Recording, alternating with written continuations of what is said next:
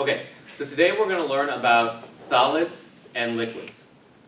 So, title of today's lecture is Solids and Liquids. Okay, so solids and liquids are significantly different from gases. So, solid particles, or so I should say solid and liquid particles, because they have a lot in common.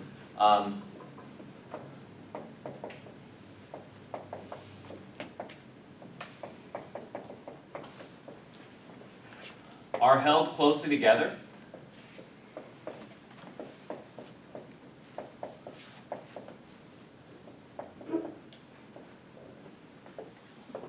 by interparticle attractive forces. Okay, so there are forces between, or among, and in between solid and liquid particles that hold them together. All right, and this is a huge deviation, of course, from our concept of ideal gases and ideal gas behavior, because with gases we expect that there will be no interparticle attractions. Let me go ahead and set my timer for 15 minutes here so that we know we're going to stay on track. There we go. Okay.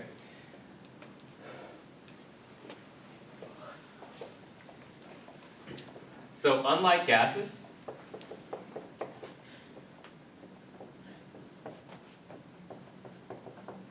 solids and liquids are very difficult to compress.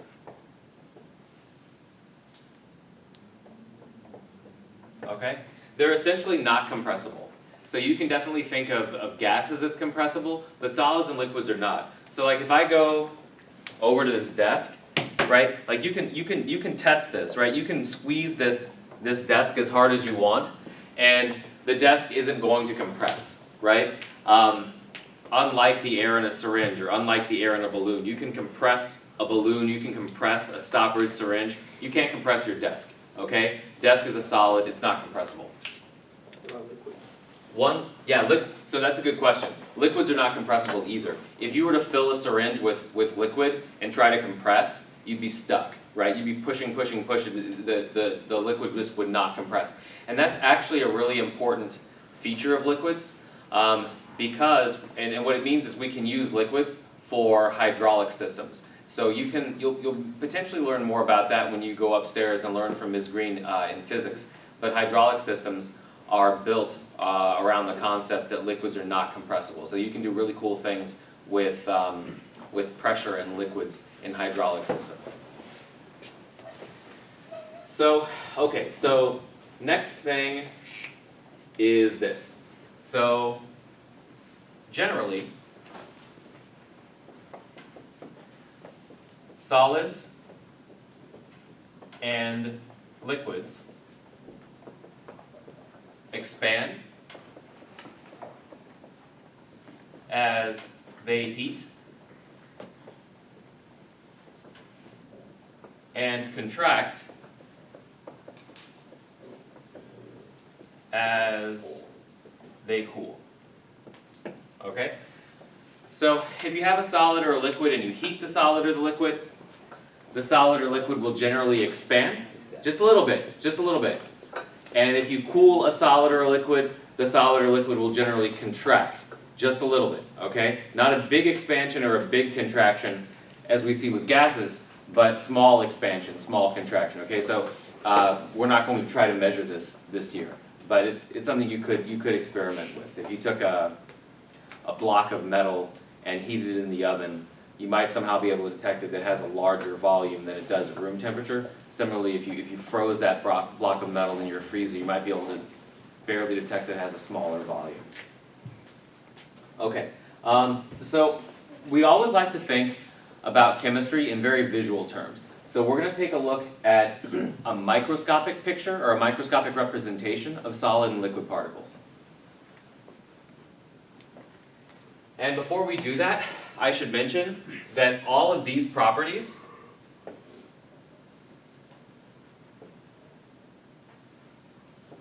are macroscopic properties.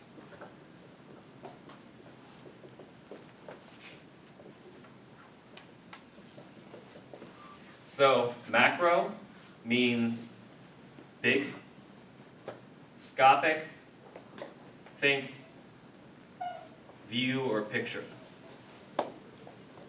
Okay? So these are big picture properties.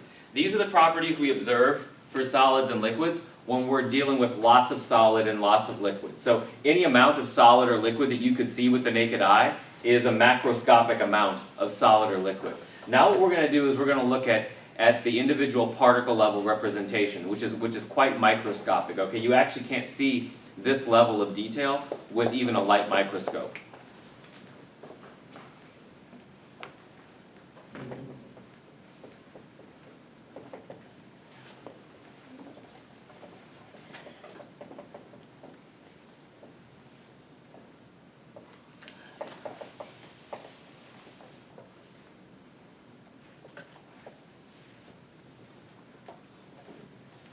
Okay, so I'm going to put some solid particles in this box, and here's how they arrange.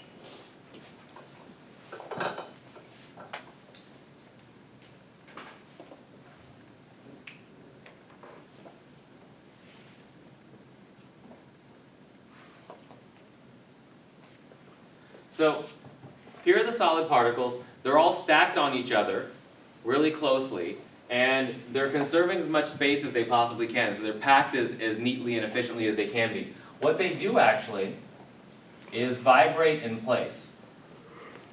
So I'm going to draw these little vibration lines to indicate that that's what they're doing. So as long as the temperature is above absolute zero for these solid particles, and we'll talk about absolute zero in a little bit, these particles are just going to vibrate in place. They're sort of like a bunch of penguins huddled together in the cold, perhaps shivering a little bit. Okay, that's what these things are doing. I don't know if penguins shiver, but if it were cold, if San Diego were hit by an Arctic blast, this building probably wouldn't have the heating system necessary to handle that. So we might all huddle in the corner and shiver until the Arctic blast went away. Okay, so these particles are just vibrating in place, and they're not switching place with neighbors. So solid particles are packed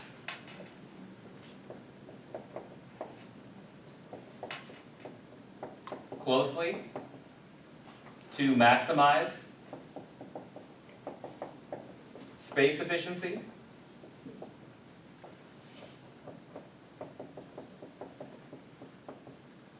semicolon, they vibrate in place, but do not switch places with neighbors. And solids do not take the shape of their container. So unlike liquids and gases, solids don't take the shape of their container, right? Like if I have a coffee mug and I have a bunch of markers and I put the markers in my coffee mug, right? The markers still look like markers. If I put the coffee in my coffee mug, the coffee takes the shape of the coffee mug. This is not news to anyone, okay? So solids don't take the shape of their container. Liquid particles are a little different. Liquid particles are actually still packed really closely together, but they move around.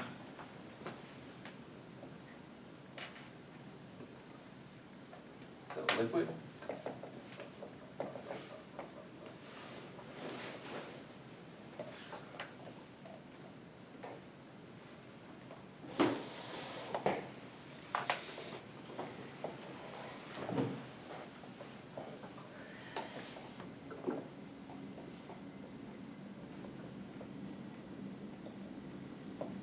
So I'm drawing little arrows on these liquid particles, and you can draw them however you want. Don't feel like you have to replicate my drawing exactly.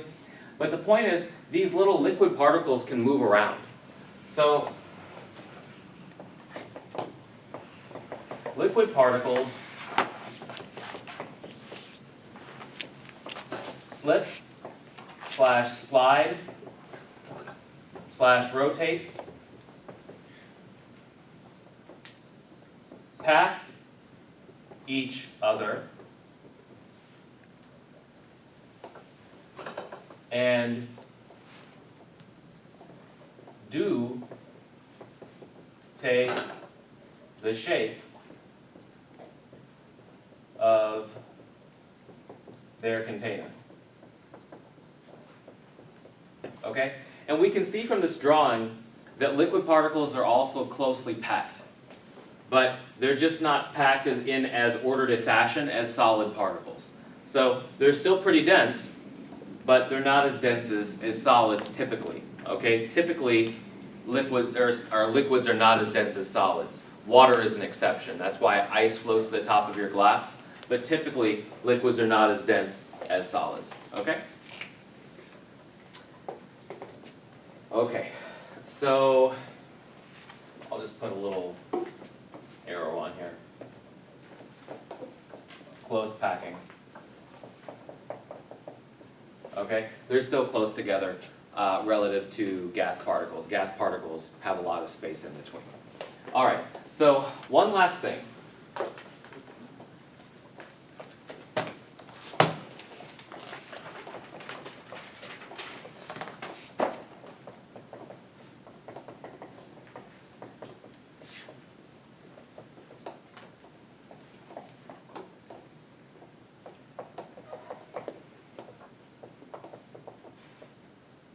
Okay. Temperature, kinetic energy, and particle motion. So, we learned previously that temperature is a measure of the average kinetic energy of a group or ensemble of particles. So, temperature is a measure of the average kinetic energy of a group or ensemble of particles. And so we know this. As temperature goes up, kinetic energy goes up. Also, as kinetic energy goes up, velocity goes up. So what that means is particle motion increases. Okay? Particles start to move faster. So as we heat solid particles, the solid particles start to vibrate faster. Eventually, some of them get enough energy that those particles turn into the liquid phase. And then, if you keep pumping energy into a solid, all of the particles get enough energy to head into the liquid phase. So, as you heat a liquid, those particles start moving faster. They're flying by each other faster, they're slipping past one another faster, they're rotating faster, and then eventually, some of those particles can get enough energy to enter the vapor phase. If you heat a liquid long enough, all of its particles will enter the vapor or gas phase. So what's happening is, as we add heat, or as we increase the temperature of some group or ensemble of particles, the average kinetic energy of that group increases, particle motion increases, and we see phase transitions from solid to liquid to gas. Okay? So as we add heat, materials turn from the solid phase to the liquid phase to the gas phase, generally speaking. There are exceptions, okay, at certain pressures. So for instance, at 1 atmosphere pressure, carbon dioxide does not form a liquid. What do we call solid carbon dioxide? There's a name for it. Carbon dioxide. ends with ice, solid CO2. It's a type Dry of ice? ice. Dry Dry ice. ice. Very good, Kurt. Okay? So solid CO2 is dry ice. Dry ice doesn't melt at room temperature. Even though it's not stable at room temperature, it doesn't melt at room temperature. Instead, it sublimates directly to the gas phase. Okay? We'll talk more about phase changes later, but I just want to point out that this isn't an absolute rule. Okay? Generally, right, like water is frozen at 0 degrees Celsius or below. Then it turns into a liquid at or above 0 degrees Celsius. And then it turns into a gas at or above 100 degrees Celsius, provided that the pressure is 1 atmosphere. Okay? So this is a good general rule that does reflect what we understand about kinetic energy and particle motion and temperature, but it's not an absolute rule. Okay? So that's all for today. We know a little bit more about solids and liquids, and now we understand how they behave at the particle level, just like we understand how gases behave at the particle level. Any questions? Okay.